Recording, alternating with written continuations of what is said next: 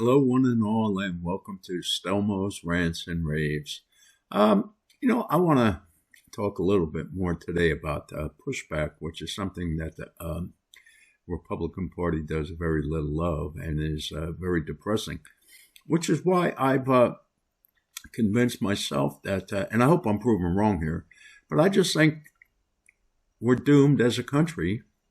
Yeah, the land is always going to be here and the people will be here, but I don't think our current form of government is going to be able to survive because, and I blame the Republicans, only the Republicans. The loony leftist Democrats, they are who they are.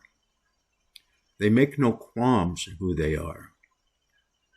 They tell us who they are and what they're going to do. The Republicans, though, it's not quite the same way. They always tell us what they're going to do, and then they never do it. You don't have to look any further than, Donald Trump in his first term was impeached not once, twice, on made-up evidence. They just had people be less than honest in testifying. And in the meantime, the Republicans now, they had all the time in the world, and they investigated Joe Biden. They uncovered all kinds of crimes. And I remember Comer saying, well, we don't want to rush the gun. We want to make sure we find all the crimes that they've committed before we charge them with any of the crimes. And lo and behold, Biden was never impeached. That's the Republican way. And I noticed, recently, the last couple of days, we got Bongino coming out, and today Kash Patel coming out, and they're telling all this stories, all this stuff they found. Again, it's getting closer to election time, so they're going to be telling us all the stuff that they're going to be doing. It just seems we never get here. Notice that Kash Patel and Bongino aren't telling us about too many arrests. And when they do tell us about arrests, it's always the little guy, never the big guy. I remember, certainly it was over a year ago now, when Donald Trump even come out and said they need to investigate and charge the people who were behind the, we'll call them the riots out in L.A., we saw the pictures of the pallets of bricks. Somebody was paying for those bricks. And the federal government has the ability to identify these people, and yet crickets, nothing. It's always, we're going to investigate it, and then they can't talk about anything because it's an ongoing investigation that nobody ultimately gets arrested in. Now, I want to talk to you briefly today about the ultimate pushback that the Republican Party can do. I think it's something Donald Trump might want to do if he knew it was possible, but I don't think anybody's telling him about this possibility. And I want to discuss this in the terms of specifically Judge Boasberg, that loon that's located there as the chief judge of the Washington, D.C. District Court. And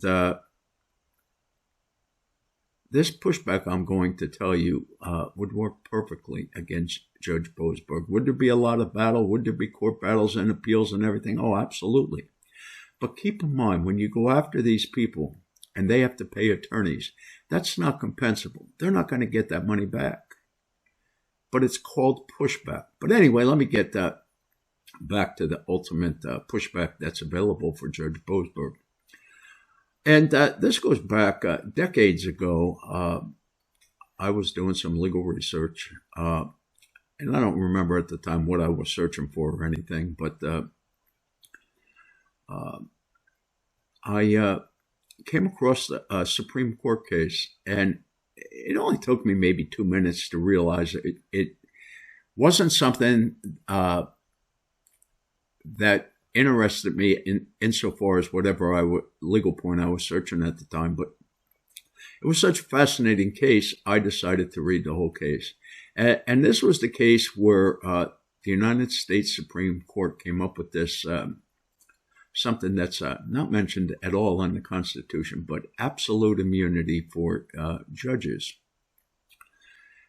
So I read this case, and there was one thing right from the beginning that I found fascinating. And initially, I could not understand this because in the written opinion, the court defined and explained absolute immunity. And you and I, we all speak English, so we understand what the word absolute means. So I was perplexed when in the very next paragraph after defining and asserting as law this doctrine of absolute immunity, they then talked about the exception to that requirement. And the exception is when a judge acts without having jurisdiction to do so. Now, I just couldn't understand, why would you call something absolute if it's not absolute? And I think the reason is they understood that most attorneys don't have time to read the voluminous amount of cases that are out there.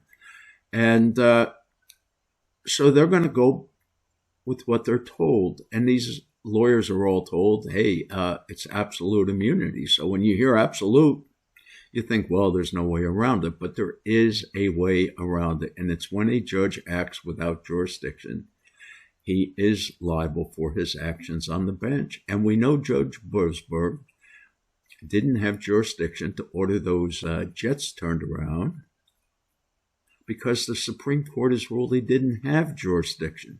So Judge Boasberg can be sued. Now, I'm going to be the first to admit that the federal government has never before sued a judge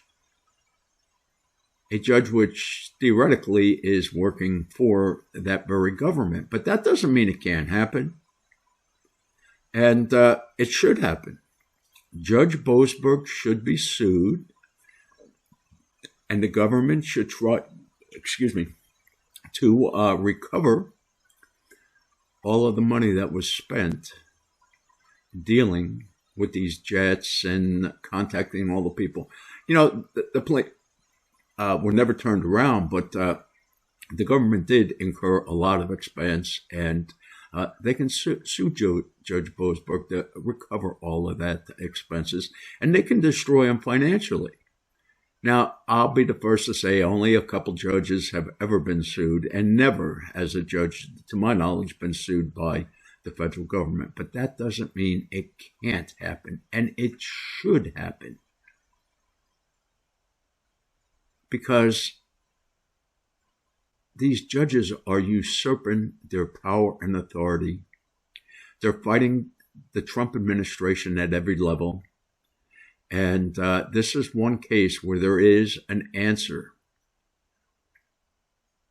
The answer is the United States government, and even Donald Trump individually should also sue Judge Boasberg. Let him get in on some of the damages. Because